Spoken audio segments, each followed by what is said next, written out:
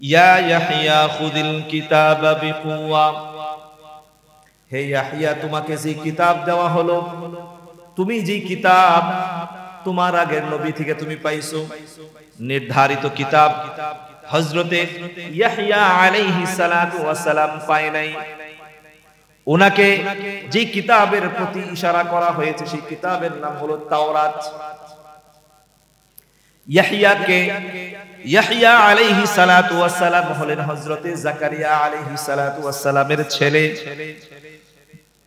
এই আয়াতের অল্প কিছু আগে আল্লাহ তাআলা জাকারিয়া আলাইহিস সালাতু ওয়াস সালামের ব্যাপারে উল্লেখ করেছেন। জাকারিয়া আলাইহিস সালাতু ওয়াস সালাম প্রায় ৭৭ বৎসর পর্যন্ত নিঃসন্তান অবস্থায় জিন্দেগি কাটাইছে। কত বৎসর? ৭৭ বৎসর। একজন পয়গম্বর, পুরা বনী ইসরাইল, ওই সময়কার সমস্ত আল্লাহওয়ালা যারা ছিল সকলের নবী ছিলেন হযরতে জাকারিয়া। জাকারিয়া আলাইহিস সালাতু ওয়াস সালাম একে একে ৭৭ বৎসর পর্যন্ত নিঃসন্তান অবস্থায় কাটাইছেন। চিন্তা করলেন বয়স তো হয়ে গেছে, কোন দিন না জানি আজরাইল আলাইহিস সালাতু ওয়াস সালাম এসে আমাকে নিয়ে যায় জানি না, কিন্তু আমি যদি ইন্তেকাল করি আমার পরে আমার এই নবুয়তের কাজ বনী ইসরাইলের মধ্যে কে চালাবে? এই জন্য আল্লাহর নবী আল্লাহ তাআলার দিকে ডাক দিবেন, ইজনাদা রাব্বাহু নিদাআন খাফিয়া। সন্তানের জন্য আল্লাহ তাআলার কাছে প্রার্থনা করলেন বড় সংগোপনে, বড় আস্তে আস্তে। মুফাসসিরিনে কেরাম লিখেছেন রাতের মধ্যভাগে হযরতে জাকারিয়া আলাইহিস সালাতু ওয়াস সালাম নামাজ পড়ার পরে আল্লাহ তাআলার দরবারে হাত উঠাইলেন, মাবুদ আপনি জানেন আমি আপনার একজন প্রিয় বান্দা, আমি নিঃসন্তান, আমার সন্তান হয় না। ডাক দিয়া নিজের অপরাগতা প্রকাশ করে বললেন, ক্বালা রাব্বি ইন্নী ওয়াহানাল আযমু মিন্নী। আল্লাহ আপনি জানেন আমার পিছনের যে ব্যাকবোন, যে আমার মেরুদণ্ডের হাড়, যেখানে প্রত্যেকটা পুরুষের স্পান সিমেল গুলো ওইখানে থাকে, বীর্যগুলো সেখানে থাকে। তিনি ডাক দিয়া বলেন, আল্লাহ ক্বালা রাব্বি ইন্নী ওয়াহানাল আযমু, আল্লাহ আমার হাড্ডিটা দুর্বল হয়ে গেছে, মানে হাড্ডির ভিতরে যে জিনিসটা থাকে পুরুষের শুক্রাণু বীর্য, সেটা তো শুকায় গেছে, সেটা তো নাই, আমি দুর্বল। ওয়াশতাআলার রাসু শাইবা, আমি বৃদ্ধ হওয়ার কারণে আমার মাথার চুলগুলো সাদা হয়ে গেছে। ওয়ালাম আকুম বিদুআইকা রাব্বি শাকিয়া, ও মাবুদ আমি কখনো আপনার কাছে প্রার্থনা করেছি, প্রার্থনা করার পরে আমি ব্যর্থ হয়েছি এমনটা হয় নাই। আল্লাহ আপনি আমার দুর্বলতাগুলো আপনি জানেন, আমি বৃদ্ধ, আমার হাড্ডি দুর্বল, আমার মাথার চুল সাদা হয়ে গেছে, এই মুহূর্তে বাচ্চা জন্ম দেওয়ার ক্ষমতা আমার কাছে নাই।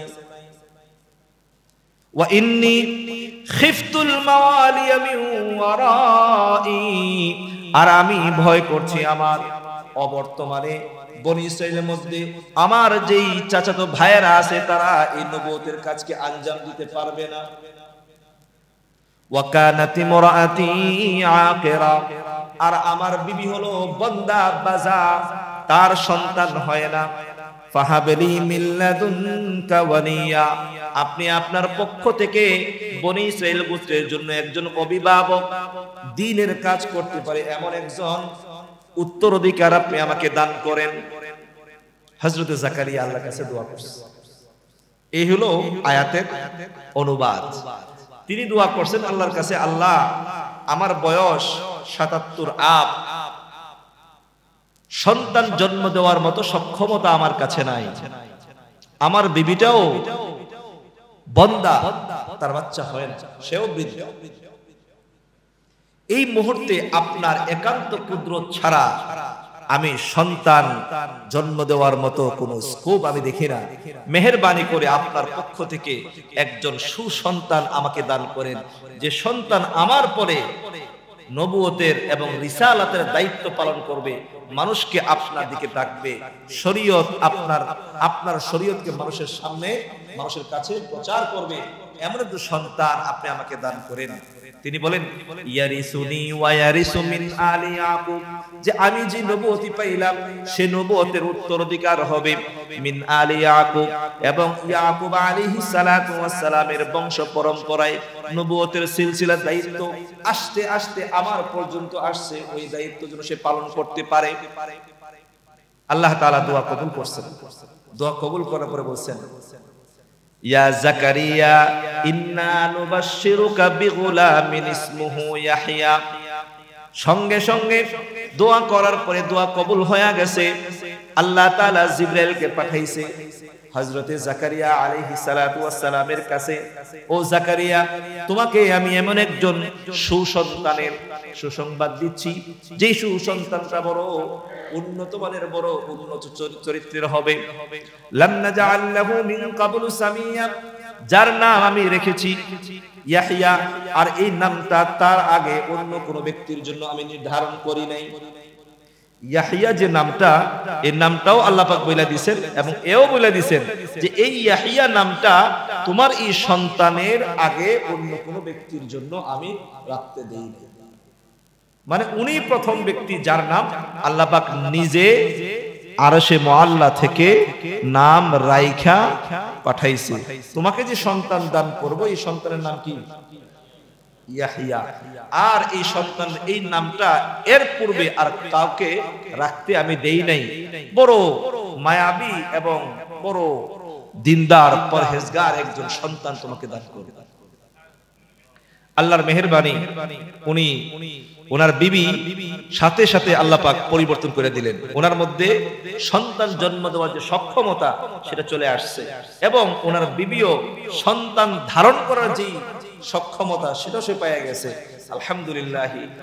তো ওনাদের মধ্যে সন্তান আপনার আসার সম্ভাবনা তৈরি হয়ে গেছে। সন্তান যখন ভূমিষ্ঠ হয়েছে, সন্তান পাইছেন, এখানে অনেক ইতিহাস আছে, অনেক কথা আছে। এই লম্বা কিচ্ছা বলতে গেলে টাইম পাইবো না। আমি যেই জন্য এই আয়াত তেলাওয়াত করছি এই উদ্দেশ্য আমি বলতে পারবো না। সেই জন্য মোটামুটি প্রারম্ভিক দুই একটা কথা বললাম যে জাকারিয়া আলাইহিস সালাতু ওয়াস সালাম আল্লাহর কাছে সন্তান চাইছে, আল্লাহ পাক কি দিয়েছে? সন্তান দিয়েছে। তার নাম কি? ইয়াহইয়া আলাইহিস সালাতু ওয়াস সালাম। উনাকে ইয়াহইয়া নামে কেন নামকরণ করা হলো? ইয়াহইয়া শব্দের অর্থ হলো জীবিত। ইয়াহইয়া শব্দের অর্থ কি? যে জীবিত করে। হযরতে আব্দুল্লাহ ইবনে আব্বাস রাদিয়াল্লাহু তাআলা আনহু তিনি বলেন সুম্মিয়া বিয়াহইয়া, উনাকে ইয়াহইয়া নামে নামকরণ করার কারণ হলো লিআন্না আল্লাহ তাবারাকা ওয়া তাআলা আহইয়া বিহি আকরা উম্মিহি। আল্লাহ তাআলা এই ইয়াহইয়া আলাইহিস সালাতু ওয়াস সালামের মাধ্যমে ওনার মায়ের পেটে যে বন্ধ্যত্বের রোগ ছিল সেটাকে দূরীভূত করে ওনার মায়ের সন্তান ধারণ করার যে জায়গা, যে রেহেম, যে ডিম্বাণু, সেটাকে পুনরুজ্জীবিত করেছেন, জিন্দা করেছেন ওনার মাধ্যমে। এই জন্য ওনাকে কি নাম দিয়েছে? ইয়াহইয়া। ইয়াহইয়া মানে জীবিত করা। সুতরাং ওনার মাধ্যমে যেহেতু মৃত ডিম্বাণু, যেখানে সন্তান কি হয়, মানুষ জন্ম, যেখানে মানুষ আপনার মায়ের গর্ভাশয়ে থাকে, সেই গর্ভাশয়টা ছিল মৃত, সন্তান ধারণ করতে পারতো না, সক্ষমতা ছিল না। আল্লাহ পাক আপন কুদরত দ্বারা যেহেতু ওনার মায়ের সেই গর্ভাশয়কে কি করেছেন? জীবিত করেছেন। সেই জন্য ওনার নামই রেখে দিয়েছেন ইয়াহইয়া বলে। উনি একজন মায়ের গর্ভাশয়ে জীবিতকারী, মানে ওনার মাধ্যমে জীবিত আল্লাহ পাক করছেন।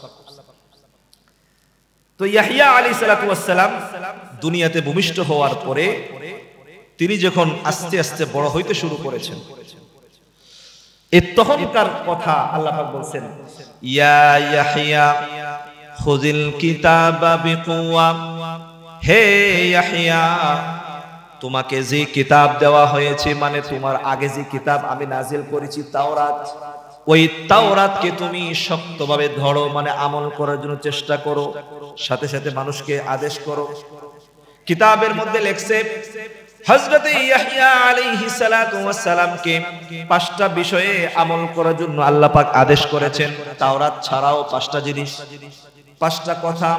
1 নাম্বার কথা হলো আল্লাহ তাআলা বলছেন ইয়াহইয়া তুমি নিজেও আমল করবা, তোমার উম্মতকেও জানায়া দিবা। 1 নাম্বার হলো আনতা আবুদাল্লাহ আল্লাহ তাআলার ইবাদত করবে, ওয়ালা তুশরিক বিহি শাইআ, এবং আল্লাহ তাআলার সাথে তুমি কাউকে শরীক করতে পারবা না। এক নাম্বার কি? ইয়াহইয়া আলাইহিস সালাতু ওয়াস সালামের উপরে বিশেষভাবে যে বাণীটা আল্লাহ পাক নাযিল করেছেন, পাঁচটা হুকুম। এক নাম্বার হলো আল্লাহ তাআলার ইবাদত করবে এবং তার সাথে অন্য কাউকে শরীক করা যাবে না, এটা হলো এক। দুই নাম্বার হলো ওয়া আমুরুকুম বিসসালাত, তিনি বলেন আমাকে আল্লাহ পাক আদেশ করেছেন আমি যেন তোমাদেরকে বলি তোমরা নামাজ প্রতিষ্ঠা করবা, নামাজ আদায় করবা। তাহলে নামাজ কি শুধু হলে আমাদের জমানায় ছিল না, তা আগেও ছিল। এমন কোন নবী নাই যে নামাজ পড়ে নাই, এমন কোন নবী নাই যে নামাজ পড়ে নাই। সমস্ত আম্বিয়া কেরাম নামাজ পড়েছেন, তো তিনিও নামাজ পড়েছেন। তিনি বলেন ওয়া আমুরুকুম, আমি তোমাদেরকে আদেশ দিচ্ছি যেটা আল্লাহ পাক আমাকে বলেছেন তোমরা নামাজ আদায় করবে। তিন নাম্বার ওয়া আমুরুকুম বিসসিয়াম, তোমরা রোজা রাখবে। তাহলে রোজা রাখার বিধান আগেও ছিল। চার নাম্বার হলো তোমরা ওয়া আমুরুকুম বিসসাদাকা, চার নাম্বার হলো তোমরা আল্লাহর রাস্তায় বেশি বেশি করে দান খয়রাত করবা। যেমন কয়দিন আগে আপনারা এই গত শুক্রবারে কি দিবেন? টাকা দিবেন বন্যার্থীদের জন্য, বিভিন্ন জায়গায় আপনারা দান খয়রাত করেন। এই দান খয়রাতের বিষয়টা এটা শুধু আমাদের সময়ে এই ইসলামীকরণ করা হয়েছে বিষয়টা এরকম না, সমস্ত আম্বিয়া কেরামের আমলেই এই আমলটা জারি ছিল। সুতরাং যারা দান খয়রাত করেন এটা শুধু রাসূল করিম সাল্লাল্লাহু আলাইহি ওয়াসাল্লামের আদর্শ হিসেবে করেন এমনটা নয়, বিষয়টা আপনার আগে থেকেই পালিত হয়ে আসছে। উনাকে আল্লাহ পাক বলেন চার নাম্বার যে আদেশটা করবা নিজেও করবা, উম্মতকেও বলবা করার জন্য। কি? ওয়া আমুরুকুম বিসসাদাকা, তোমাদেরকে আমি আদেশ দিচ্ছি সদকা খায়রাত করার জন্য করবেন, নিজেও করবেন, অপরকেও বলবেন করার জন্য। পাঁচ নাম্বার হলো ওয়া আন তাযকুরাল্লাহ ওয়া আমুরুকুম বিযিকরিল্লাহি আযজা ওয়া জাল্লা ফি তাআতিল্লাহি কাসীরা। পাঁচ নাম্বার হলো আল্লাহ পাক আমাকে আদেশ করেছেন তোমাদেরকে বলার জন্য তোমরা বেশি বেশি করে আল্লাহ পাকের জিকির করবা। জিকির করেননি আপনারা? কম। আপনারা জিকির করেন একবারে কম। জিকির করবেন বেশি বেশি, বলছে বেশি বেশি জিকির করার কথা বলা আছে। জিকির শব্দের অর্থ হলো আম, কোরআন তেলাওয়াত করা এটাও জিকির, নামাজ পড়া এটাও জিকির, আল্লাহ আল্লাহ বলা এটাও জিকির, সুবহানাল্লাহ বলা এটাও জিকির। যত ইবাদত আছে ইবাদতের মাধ্যমে আল্লাহকে স্মরণ করার নাম হলো কি? জিকির। এতে আপনি সুবহানাল্লাহ বলেন আল্লাহকে স্মরণ করলেন, আপনি কোরআন তেলাওয়াত করলেন আল্লাহকে স্মরণ করলেন, নামাজ পড়লেন কার জন্য? আল্লাহর জন্য, এটাও জিকির। এরকম যত রকমের যত কিসিমের যত প্রকারের কি আছে জিকির আছে, সমস্ত জিকির বেশি বেশি করে করবেন, তাহলে আল্লাহ পাক আপনাকে ভালোবাসবেন। এই পাঁচটা হুকুম করেছেন আল্লাহ তাআলা হযরত ইয়াহইয়া আলাইহিস সালাতু ওয়াস সালামকে, যে তুমি তোমার উম্মতকে জানায় দিও, উনি জানায় দিয়েছেন। এই পাঁচ কাজ আমরা করতে পারবো না। এক নাম্বার আল্লাহর ইবাদত করবেন, তার সাথে কাউকে শরীক করা যাবে না। দুই নাম্বার হলো রোজা রাখবেন। দুই নাম্বার নামাজ পড়বেন। তিন নাম্বার রোজা রাখবেন। চার নাম্বার সদকা খায়রাত করবেন। পাঁচ নাম্বার আল্লাহ পাকের জিকির বেশি বেশি করবেন। এই পাঁচটা কাজ আল্লাহ পাক ওনাকে বিশেষভাবে আদেশ করেছেন করার, কিতাবের মধ্যে লিখছেন। তারপরে উনি একজন এমন ব্যক্তি ছিলেন ওই সময়ের মধ্যে, কিতাবের মধ্যে লেখছে, রাসূল বলছেন কিয়ামতের ময়দানে এমন কোন ব্যক্তি আপনার আল্লাহ তাআলার সামনে দাঁড়াবে না যে ওই ব্যক্তির সাথে একটা না একটা ভুল ভ্রান্তি নাই, এমন কোন লোক নেই বনি আদমের মধ্যে। কোন মানুষ এরকম নাই যে তার সাথে ছোট হোক বড় হোক যে কোনো প্রকারের ভুল ভ্রান্তি থাকবেই, মানবীয় হোক শরঈ হোক যে কোনো প্রকারের ভুল তার সাথে থাকবেই। কিন্তু ইল্লা ইয়াহইয়া, ইয়াহইয়া হলো এমন একজন ব্যক্তি পুত পবিত্র যার সাথে কিয়ামতের ময়দানে কোনো প্রকারের ছোট হোক বড় হোক কোনো প্রকারের ভুল ভ্রান্তি থাকবে না। নিষ্পাপ নিষ্কলঙ্ক আল্লাহ প্রদত্ত একজন ব্যক্তি, তার নাম হলো ইয়াহইয়া ইবনে জাকারিয়া। ওনার ব্যাপারে বলছেন যে উনি একমাত্র ব্যক্তি যিনি আপনার সমস্ত ভুল ভ্রান্তি থেকে মুক্ত। এখন এই ইয়াহইয়া আলাইহিস সালাতু ওয়াস সালাম ছিলেন অবিবাহিত, তিনি বিবাহ করেন না জীবনে। আল্লাহ পাক কোরআনে বলছেন সাইয়্যিদাও ওয়া হাসুরা, তিনি ছিলেন একজন, হাসুর শব্দের অর্থ হলো আই লাম ইয়াতি ইলান নিসা, ওই ব্যক্তিকে বলা হয় হাসুর যে ব্যক্তি কখনো মহিলার কাছে যায় না। মানে মহিলার কাছে যাওয়াটাকে উনি কখনো নিজের মনের চাহিদার অন্তর্ভুক্ত মনে করেন। মহিলার কাছে যাওয়াটা বিবাহের মাধ্যমে এটা একটা বেজাল। একটা মহিলাকে বিবাহ করার মাধ্যমে কাঁধে লওয়া মানে কি আপনার এক মুসিবত, দুনিয়া কাঁধে চাপাই নিছে। যদিও এটা শরঈ হুকুম, আল্লাহর বিধান করতে হয়, কিন্তু বিরাট বড় ঝামেলা। একটা মহিলাকে ঘরের মধ্যে রাখা তার মানে আপনার পুরা বাজার মাথায় নিয়ে ঘোরা, ঠিক না? সকালে বলে মাছ নাই, বিকালে বলে ডিম নাই, আপনার রাত্রে বলে তরকারি নাই। 24 ঘন্টা আপনার দৌড়ে ঘুরে রাখে, আপনার সবসময় 24 ঘন্টা আপনার দৌড়ে ঘুরে, কাপড় নাই, চুপড় নাই, এটা নাই, ওটা নাই, খালি আপনার খালি দৌড়াই। তার মানে আপনি যে আল্লাহকে ডাকবেন, এই ডাকার মাঝে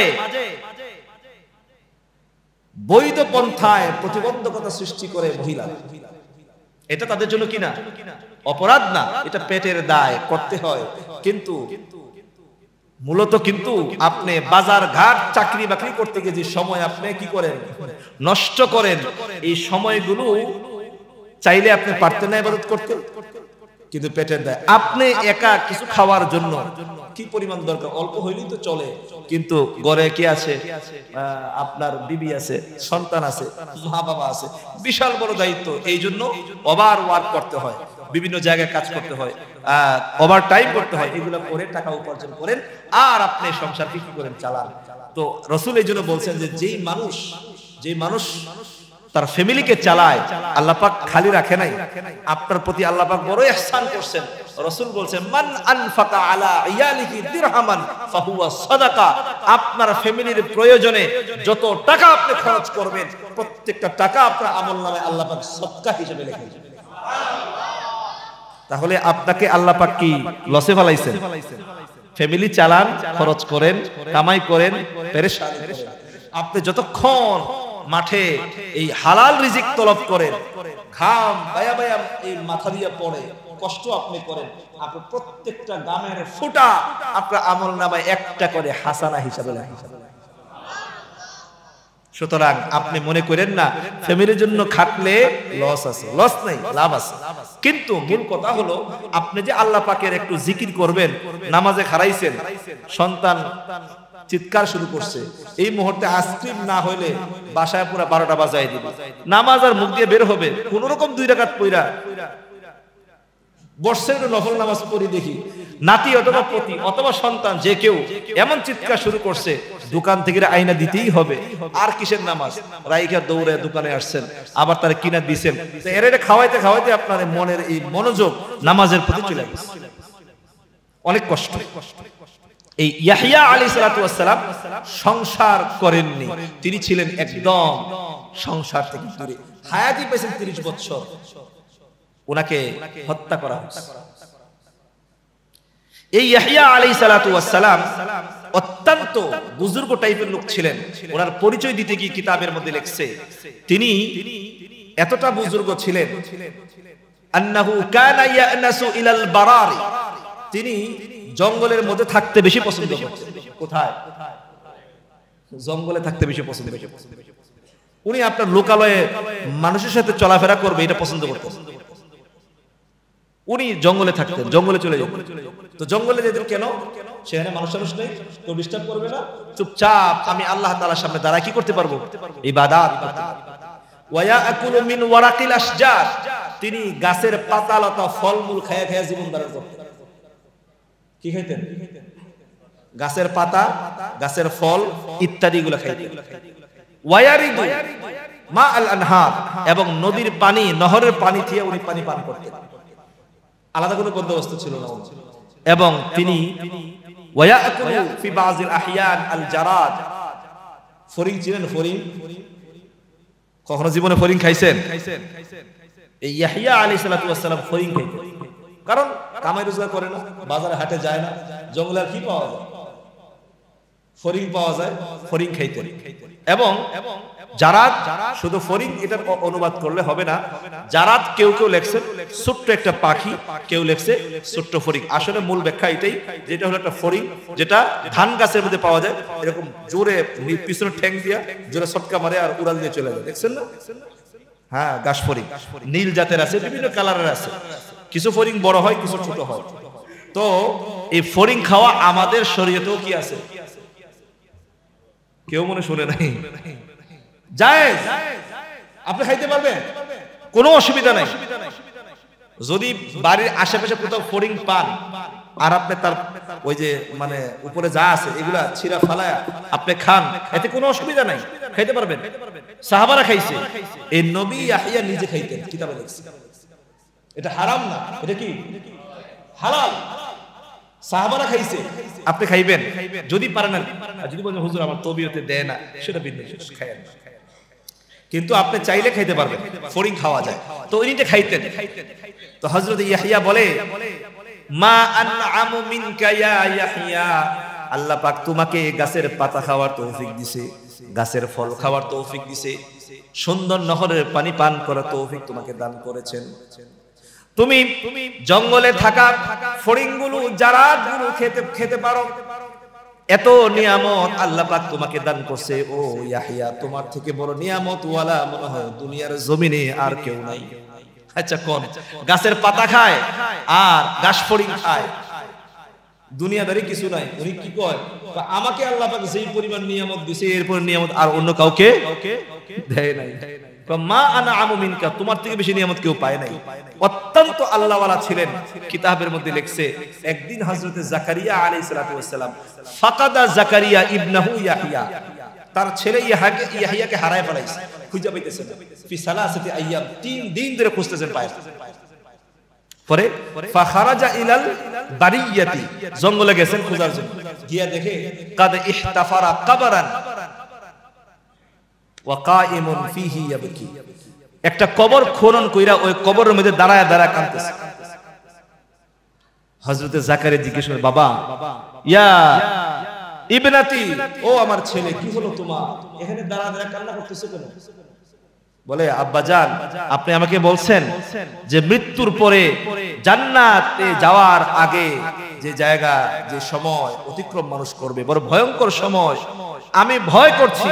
আনা আবিকি আলা নাফসি, আমি আমার নফসের কথা মনে করে কান্না করতেছি। আল্লাহ পাক যদি আমাকে মাফ না করে, তাহলে আমি জাহান্নামে যদি যাই, এই আযাব তো সহ্য করতে পারবো না, এই জন্য আমি কাঁদতেছি। তখন জাকারিয়াও কান্না শুরু করে দিয়েছে। চিন্তা করেন, ওনার ছেলেটা হলো একদম নিষ্পাপ। রাসূল বলছেন, এরকম নিষ্পাপ মানুষ আর দুনিয়াতে আল্লাহ পাঠায় না।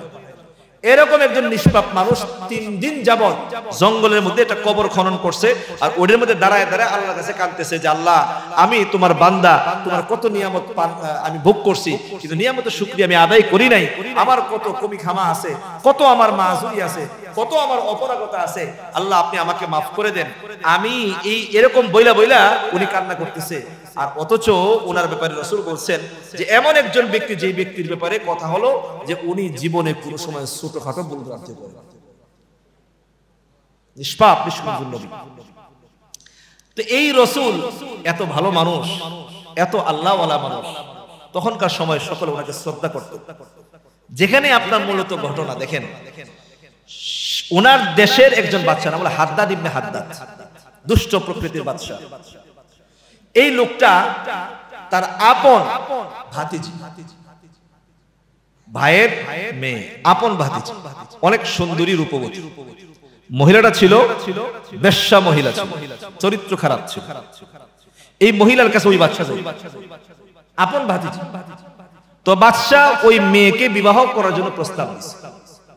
এখন এটা তো শরীয়তে জায়েজ নেই, আপন ভাতিজিকে বিবাহ করা জায়েজ আছে? জায়েজ নেই, এটা সবাই জানে। তো বললো, এটা তো আসলে এভাবে করলে হবে না, এভাবে করলে বাদশা আপনার বদনাম হবে।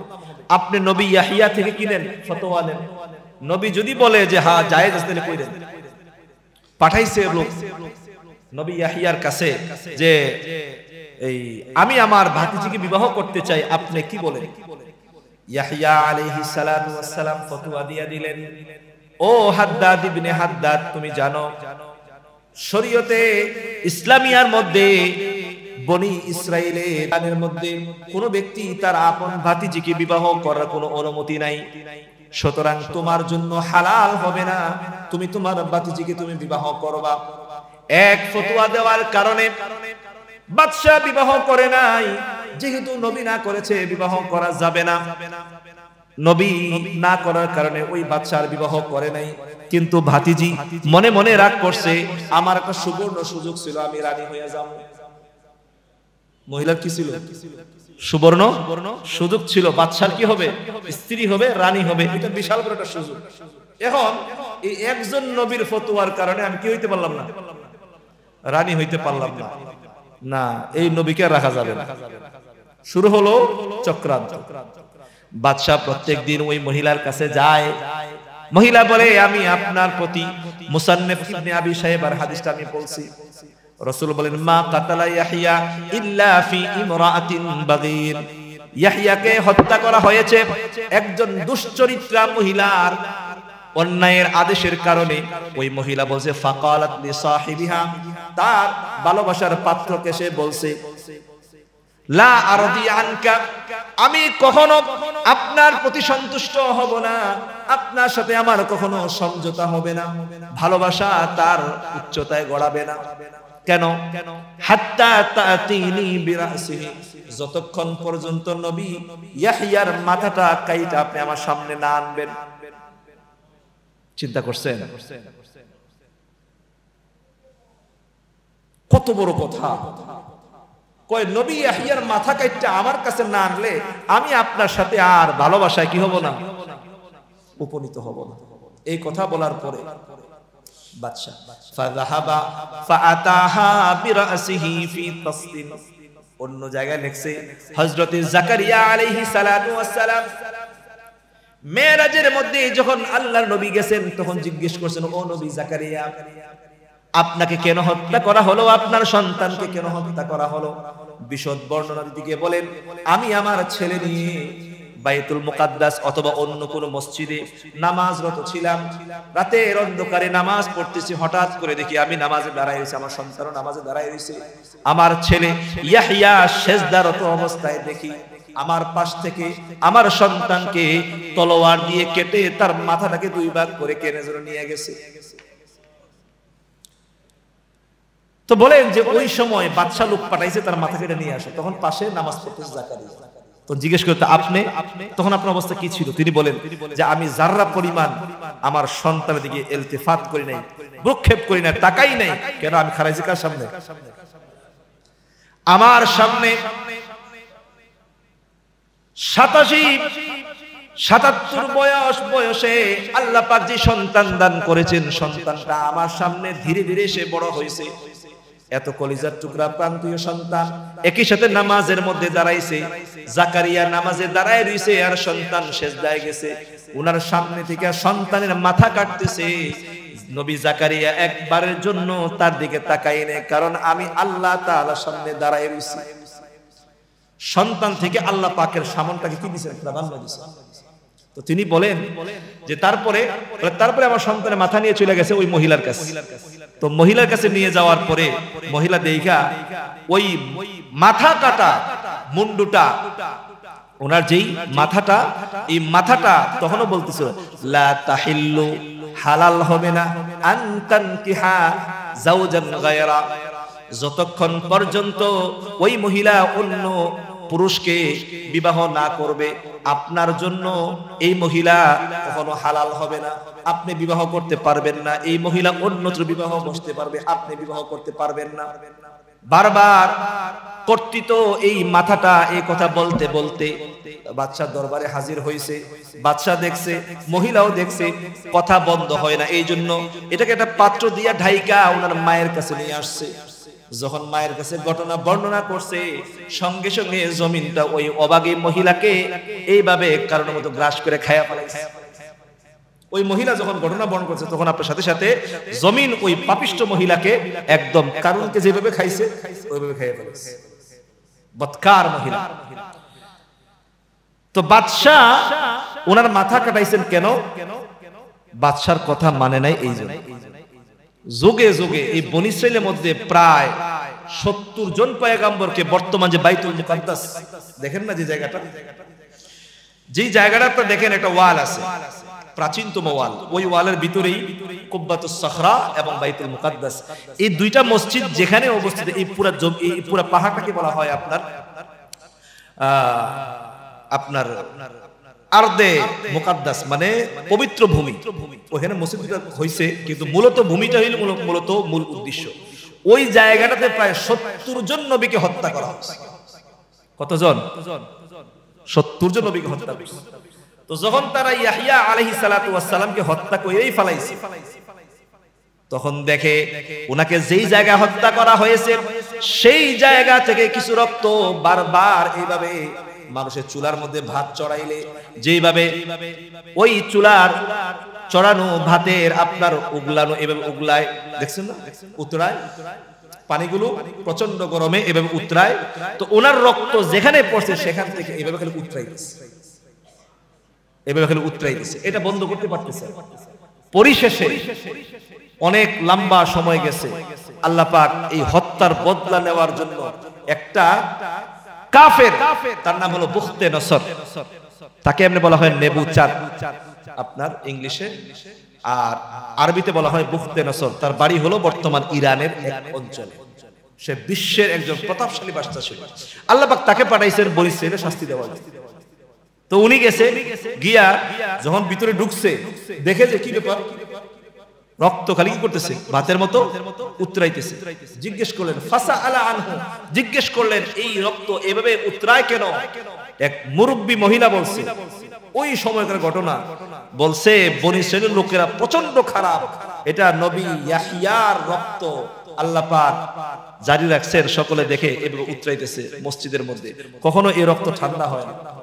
তো উনি দেখা পুরা রাগ হয়ে গেছে, এত বড় দুষ্ট, নিজের নবীদেরকে হত্যা করছে, যদিও উনি ওই ধর্মের না। পরে আপনার উনি ফাকাতালা আলা দামিহি, এই নবী ইয়াহইয়ার রক্তের প্রতিশোধ নেওয়ার জন্য প্রায় আলফান 70 আলফান 70,000 মানুষকে এখানে কত মেরেছে। কত হাজার? 70,000 মানুষকে এখানে একদম ফাসাকানা দমহু। তখন ইয়াহইয়া আলাইহিস সালাতু ওয়াস সালাম রক্ত ঝরে পড়েছে। 70,000 মানুষকে হত্যা করার পরে ওনার রক্ত ঠান্ডা হয়েছে। তো তারিখের কিতাব আল বিদায়া ওয়ান নিহায়ার মধ্যে লিখছে যে হযরতে ইয়াহইয়া আলাইহিস সালাতু ওয়াস সালামের কর্তৃত সেই মাথাটা বর্তমান জামিয়ে দামেস্ক, একটা মসজিদ আছে অনেক বড়, এই জামিয়ে দামেস্কের মেহরাবের পাশে একটা পিলার আছে। এটা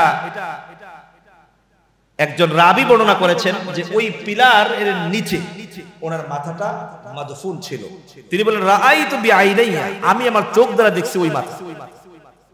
এটা রাসূলের জামানার বহু পরে মসজিদ নির্মাণ করবে, মাটি খনন করতেছে, খনন করতে গিয়ে দেখে সুবহানাল্লাহি ওয়া বিহামদিহি ইয়াহইয়া আলাইহিস সালাতু ওয়াস সালামের কর্তৃত সেই মাথাটা মাটির নিচ থেকে বের হয়ে আসছে। ওনার চুল এবং ওনার আপনার এই দাড়ি, চামড়া সবকিছু একদম আগের মতো চকচকে, এরকম আপনার তরুতাজা মনে হয়। তিনি বলেন মনে হচ্ছিল যে মাত্র কুতিলা সাআ, এই কিছুক্ষণ আগে ওনাকে হত্যা করা হয়েছে। এরকম চামড়াও টনটনে একদম পুরো পরিষ্কার। একটা যুবকের চামড়া, 30 বছর বয়সের যুবকের চামড়া যেরকম টনটনে টান টান থাকে, ওনার চামড়া ওইরকম একদম টান টান পরিষ্কার সুন্দর। ওনার চেহারা ছিল অতিশয় সুন্দর। কিতাবের মধ্যে লিখেছে, কাব ইবনে আহবার লিখছেন ওনার চেহারা ছিল আপনার অনেক সুন্দর। ওনার এই ব্রু দুইটা ছিল একদম মিলানো, নাকটা ছিল একদম ছুরির মতো খাড়া, এই আঙ্গুলগুলো ছিল ছোট ছোট, এবং ওনার কথা ছিল খুবই মিষ্টি এবং খুবই ভদ্র ছিলেন। তিনি প্রচুর ইবাদত করতেন। তো এই মানুষটাকে হত্যা করছে। ওনার মাথাটা এখনো সম্ভবত ওই জামিয়ে দামেস্কের মসজিদের মেহরাবের সাথে লাগানো যে পিলার, ওই পিলারের নিচে এখনো আছে। আল বিদায়া ওয়ান নিহায়াতে লিখছে ওইটা পরে ওখানে রেখে ওনারা কি করছেন, মসজিদ বানায় দিয়েছে, এটাকে স্থানান্তর করে নেই, ওখানে রেখে দিয়েছে। তো মূল কথা হলো, একটা মানুষকে, একজন ব্যক্তিকে হত্যা করা এটা কত বড় অন্যায়। আর তিনি হলেন নবী, একজন নবীকে হত্যা করছে, এর বিনিময়ে আল্লাহ পাক কত হাজার মারছেন? 70,000 মানুষ, বর্তমান এটা আপনার আদত সংখ্যা দাঁড়াবে প্রায় 70 লাখের উপর। শেষের মানুষ অনেক কম ছিল। এত কম সংখ্যক মানুষের ভিতর থেকে আল্লাহ পাক বদলা নিয়েছেন একের বিনিময়ে কত? 70,000। এই জন্য কিতাবের মধ্যে লেখছে কোন সময় আপনারা কেউ উলামায়ে কেরাম এবং যারা নবীদের ওয়ারিস, এই মাসআলাগুলো জানা দরকার। কোন সময় উলামায়ে কেরামের সাথে দ্বন্দ্বে জড়াইবেন না, উলামায়ে কেরামকে নির্যাতন করবেন না, উলামায়ে কেরামকে রক্তপাত করবেন না। যদি কোন সময় উলামায়ে কেরামের গায়ে হাত কেউ উঠায়, একদিন হোক, 2 দিন হোক, 3 দিন পরে হোক, আপনার উপরে মুসিবত চাইবে আসবে। কেন আসবে? যেহেতু তিনি কি? নবীদের ওয়ারিস। নবীদের ওয়ারিসকে যারা নির্যাতন করে, নবীদের ওয়ারিসকে যারা আপনার কি করে? কষ্ট দেয়, যারা জুলম অত্যাচার করে, আপনি মনে রাখবেন উলামাদের এই রক্ত, উলামাদের এই নির্যাতন বড় বিষাক্ত। যেইভাবে হযরত ইয়াহইয়া আলাইহিস সালাতু ওয়াস সালামকে হত্যা করার দায়ে বনী ইসরাইলের পুত্র প্রায় 70,000 মানুষকে প্রাণ দিতে হয়েছে। সুতরাং যেই জায়গায় মুসলমানদেরকে কষ্ট দেওয়া হয়, উলামায়ে কেরামকে হত্যা করা হয়, এদেরকে আপনার শাস্তি দেওয়া হয়, নির্যাতন করা হয়, সেই জমিনেও আল্লাহ পাক এরকম আযাব চাপায়া দেয়। যারা করবে তাদের উপরে আল্লাহ তাআলা আযাব চাপায়া দেবে। এটা সিদ্ধান্ত কি কথা, কোনো ভুল নাই। যত জায়গায় হয়েছে সব জায়গায় একই অবস্থা। আল্লাহ পাক ছাড় দেন, কিন্তু ছেড়ে দেন না, ধরেন।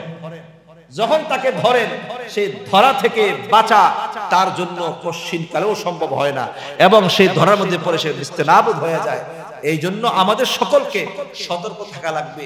কোন সময় যেন আমরা মাদ্রাসা, মসজিদ, উলামায়ে কেরাম, যেই সমস্ত জিনিসগুলো আল্লাহ তাআলার সাথে ডাইরেক্ট কানেক্টেড, এমন কোন জিনিসের সাথে কি করা যাবে না?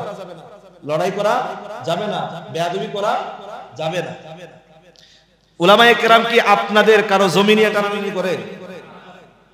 ইয়াহইয়া আলাইহিস সালাতু ওয়াস সালাম কি বলছে যে আপনার ওই হাদ্দাদ ইবনে হাদ্দাদের রাজ্যের এক অংশ আমাকে দিয়ে দেন? এরকম বলছে? কি বলছে? ফতোয়া দিছে, বলছে যে আপনার জন্য এই মেয়েকে বিবাহ করা কিনা জায়েজ না, এতেই ওনাকে মেরে ফেলেছে।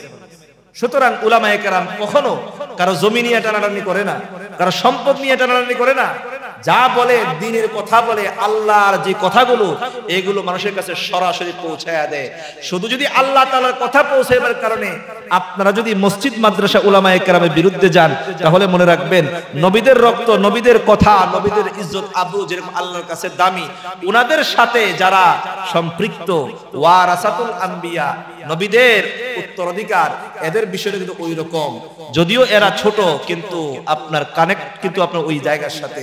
সুতরাং এরকম যারা করে এরা ধ্বংস হয়ে গেছে, যারা করবেন তারাও ধ্বংস হবেন, কেউ আপনার নিস্তার পাবেন না। আল্লাহ পাক আমাদের সকলকে এই জাতীয় ঝামেলা থেকে দূরে থাকার তৌফিক দান করুন।